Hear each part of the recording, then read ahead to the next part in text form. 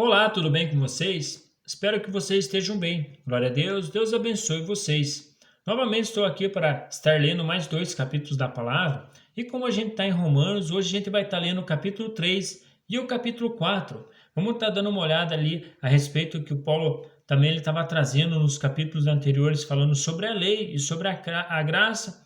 Ele vai estar também trazendo mais alguns detalhes a respeito disso. Então vamos estar olhando aí. Senhor nosso Deus, nosso Pai, te pedimos, Senhor, mais uma vez que o Senhor venha estar nos orientando com a tua palavra, em nome de Jesus. Amém.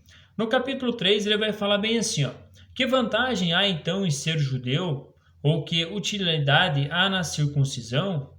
Muita, em todos os sentidos, principalmente porque os judeus foram confiadas as palavras de Deus.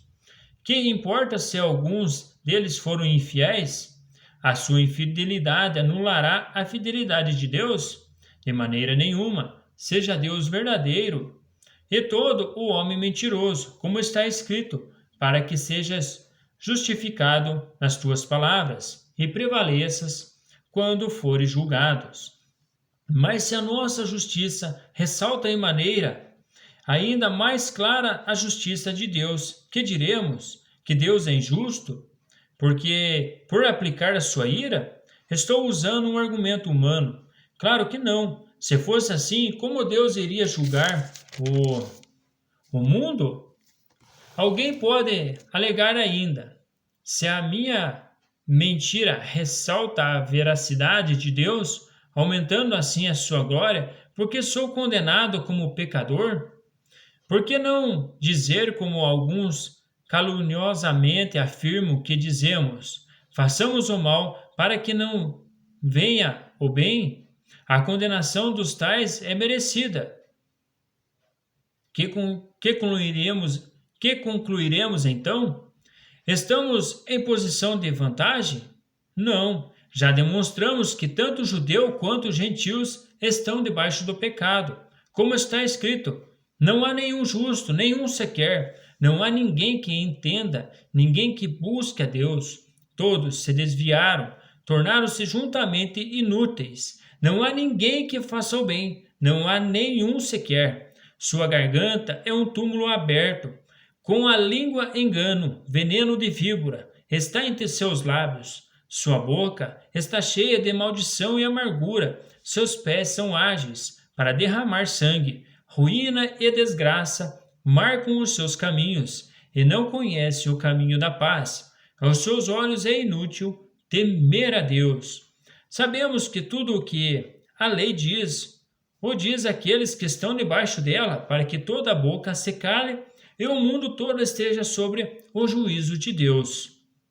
Portanto, ninguém será declarado justo diante dele, baseando-se na obediência da lei, pois é mediante a lei que nos tornamos plenamente conscientes do pecado. Enfim, como Paulo está ilustrando ali, nós somos conscientes pelo pecado porque a lei fala isso: não matarás, não julgarás o próximo, enfim, não adulterarás. Enfim, a lei fala esses detalhes, por isso que ela só mostra o pecado. E pela lei ninguém é justificado. Hoje nós somos justificados pela fé. Como que ele vai estar orientando agora aí? Mas agora se manifestou uma justiça que provém de Deus. Independentemente da lei, de qual testemunham a lei e os profetas, justiça de Deus mediante a fé em Jesus Cristo, para todos os que creem. Não há distinção, pois todos pecaram e estão destituídos da glória de Deus. Ele está falando da fé em Cristo Jesus. Sendo justificados gratuitamente por sua graça, por meio da redenção que há em Cristo Jesus, Deus o ofereceu como sacrifício para propiciação mediante a fé, pelo seu sangue, demonstrando a sua justiça. Em sua tolerância havia deixado impunes os pecados anteriormente cometidos, mas no presente demonstrou a sua justiça, a fim de ser justo e justificador daqueles que têm fé em Jesus. Onde está então o motivo de vanglória? É excluído basicamente no princípio. Em que princípio? No da obediência à lei, mas no princípio da fé, pois sustentamos que o homem é justificado pela fé, independentemente da obediência à lei. Deus é Deus apenas dos judeus? Ele não é também o Deus dos gentios? Sim, dos gentios também, visto que existe um só Deus que pela fé justificará os circuncisos e os incircuncisos. Anulamos então a lei pela fé? De maneira nenhuma. Ao contrário, confirmamos a lei. Ele está confirmando a lei falando, porque ele trouxe ali um assunto, como eu tinha comentado. Ali a lei ressalta o pecado, enfim, para que fique ressaltado este pecado, para que ninguém se glorie, tem que estar olhando a lei aí, porque senão muitos aí não vão estar olhando a lei, vai falar que dá para fazer tudo de qualquer jeito, e só a graça nos basta, como vão falar ali, mas o próprio Paulo fala bem assim, não, nós não anulamos a lei, vamos ter que estar olhando para ela sempre, para nós estar mesmo, estar observando esses detalhes que o Senhor colocou nela. Enfim, hoje é claro que nós vivemos pela fé, mas é a lei também que vai mostrar o pecado. Mas enfim, no capítulo 4 ele vai falar assim, portanto, o que diremos dos nossos antepassados Abraão? Se de fato Abraão foi justificado pelas obras, ele tem do que se gloriar, mas não adiante de Deus. Que diz a Escritura? Abraão creu em Deus e isso lhe foi creditado como justiça. Ora, o salário do homem que trabalha não é considerado como favor, mas como dívida. Todavia, aquele que não trabalha, mas confia em Deus, que justifica o ímpio, sua fé lhe é acreditada como justiça. Davi diz a mesma coisa quando fala da felicidade do homem, a quem Deus acredita justiça, independentemente de obras.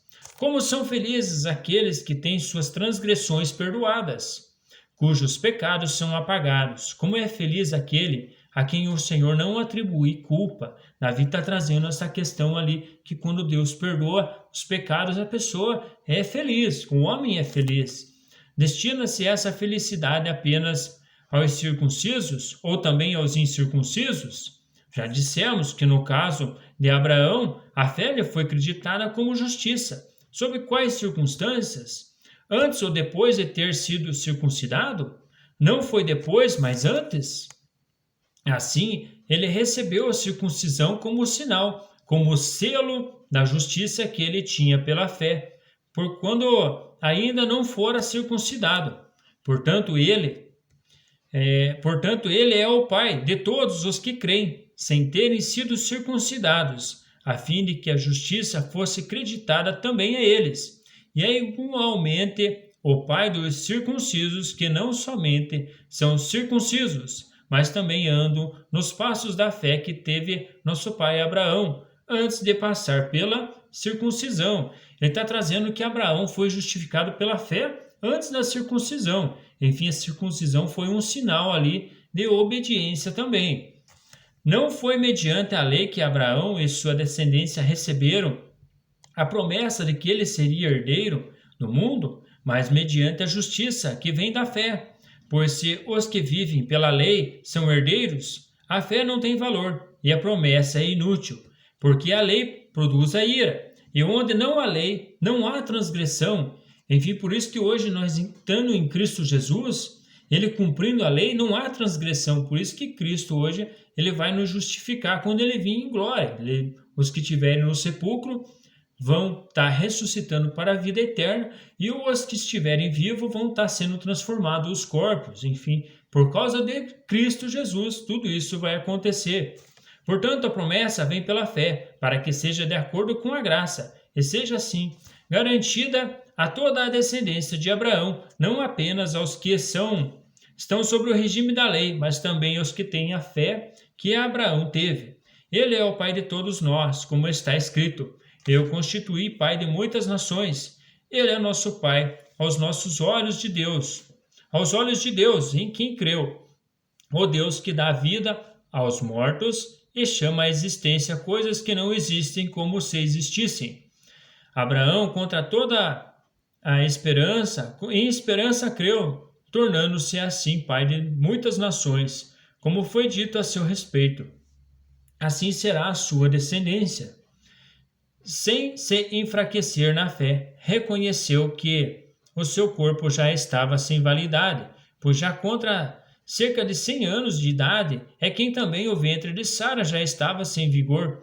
Mesmo assim, não duvidou, não duvidou nem foi incrédulo em relação à promessa de Deus, mas foi fortalecido em sua fé e deu glória a Deus, estando plenamente convencido que ele era poderoso para cumprir o que havia prometido. Em consequência disso, lhe foi creditado como justiça. As palavras lhe foram creditadas. Não foram escritas apenas para ele, mas também para nós, a quem Deus creditará justiça a nós que cremos naquele que ressuscitou dos mortos, a Jesus, nosso Senhor. Ele foi entregue à morte por nossos pecados e ressuscitado para a nossa justificação. Aqueles detalhes que eu estava falando da justificação. Então, se Cristo ressuscitou dentre os mortos, ele foi a primícia dos mortos que ressuscitou, enfim, para que nós tenhamos vidas e sejam justificados por ele, a nossa fé em Cristo Jesus vai estar nos justificando. Terminamos aqui mais uma leitura. Um grande abraço, fiquem com Deus e vamos meditando aí na circuncisão, na incircuncisão, como ele está falando também, na fé em Cristo Jesus, na ressurreição dos mortos também, e vamos olhando aí o que o Senhor nos mostra através da palavra dele. Um grande abraço, fiquem com Deus e até mais.